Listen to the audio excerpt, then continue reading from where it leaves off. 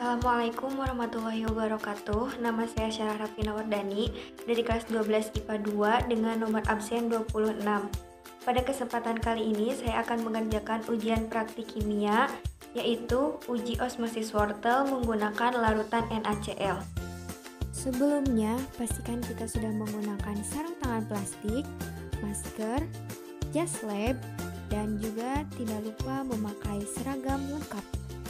Alat yang kita butuhkan yaitu gelas, sendok, pisau, dan label.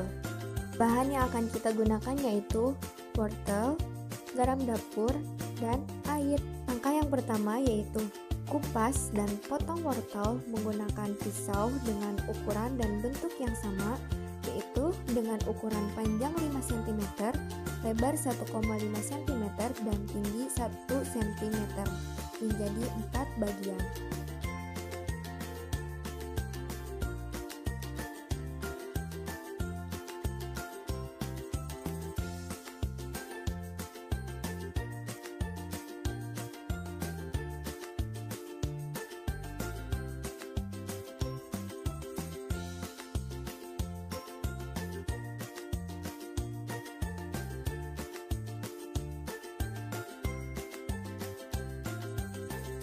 Yang kedua yaitu masukkan air ke dalam masing-masing gelas dengan jumlah yang sama, yaitu 100 ml. Masing-masing masukkan airnya 100 ml ya.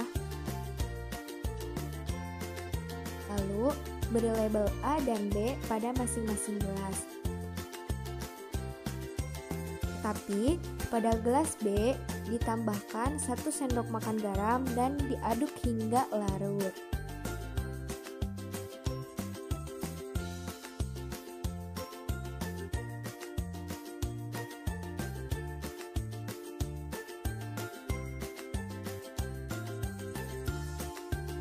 Ini setelah 15 menit, mari kita cek. Yang gelas A, wortelnya warnanya masih oranye, cerah, dan teksturnya juga masih keras. Lalu, yang gelas B, wortelnya sudah mulai pucat atau warnanya sudah memudar, dan teksturnya juga sudah mulai lunak. Dan ini sudah 30 menit ya. Mari kita cek sama-sama. Yang pertama yaitu gelas A. Ternyata wortel di dalam gelas A oranye masih tetap cerah ya, dan teksturnya juga keras. Selanjutnya kita cek wortel di dalam gelas B. Ternyata wortel di dalam gelas B warnanya sudah pudar. Meskipun masih oranye tapi warnanya sudah agak pudar ya, dan teksturnya juga lunak, sulit untuk dipatahkan.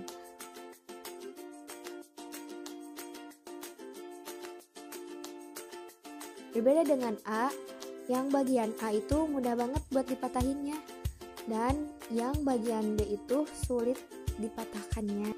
Uji osmosis pada wortel menggunakan larutan NaCl. Pada gelas yang berisi air murni, warna dan tekstur wortelnya tetap dari awal sampai setelah 30 menit direndam. Warnanya tetap oranye pekat dan teksturnya tetap keras. Berbeda dengan gelas B yang berisi larutan NaCl atau campuran air dan garam dapur. Pada saat dimasukkan, warna wortel masih oranye dan teksturnya juga keras. Kemudian, setelah 15 menit, warnanya menjadi sedikit memudar dan teksturnya juga mulai lunak. Lalu setelah 30 menit warnanya jadi oranye pucat dan teksturnya menjadi lunak serta lembut dan sulit dipatahkan. Hal ini membuktikan bahwa dalam perendaman wortel menggunakan larutan NaCl mengalami peristiwa osmosis. Wortel yang direndam oleh larutan NaCl mengapung karena kadar garam pada larutan NaCl dan massa jenisnya lebih besar daripada kadar dan massa jenis pada wortel itu sendiri. Sedangkan pada air murni, kadar garam dan massa jenisnya lebih kecil dari wortel sehingga wortel tenggelam. Yang menyebabkan wortel tidak berubah teksturnya adalah sifat air yang hipotonik, artinya memiliki konsentrasi yang rendah sehingga air dapat masuk ke dalam sel wortel dan menyebabkan sel menggembung bahkan bisa lebih keras dari sebelumnya. Penjelasan berarti bahwa larutan hipotonik yaitu air akan masuk ke dalam sel yang mempunyai membran semi permeable dan sel akan membengkak turgid. Larutan garam isotonik adalah larutan yang konsentrasi zat terlarut dan pelarutnya sama, sehingga larutan garam isotonik tidak memberikan efek transport aktif ke dalam sel. Hal yang menyebabkan wortel berubah warna dan teksturnya yaitu konsentrasi dalam wortel lebih rendah daripada konsentrasi air dalam larutan garam dapur.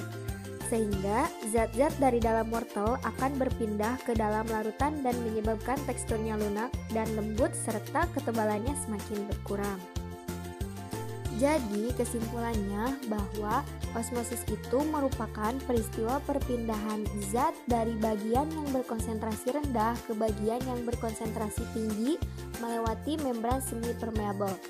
Pada bahan yang mengalami osmosis dapat menyebabkan perubahan warna dan tekstur. Sekian dari saya, mohon maaf bila ada kesalahan. Wassalamualaikum warahmatullahi wabarakatuh. Terima kasih.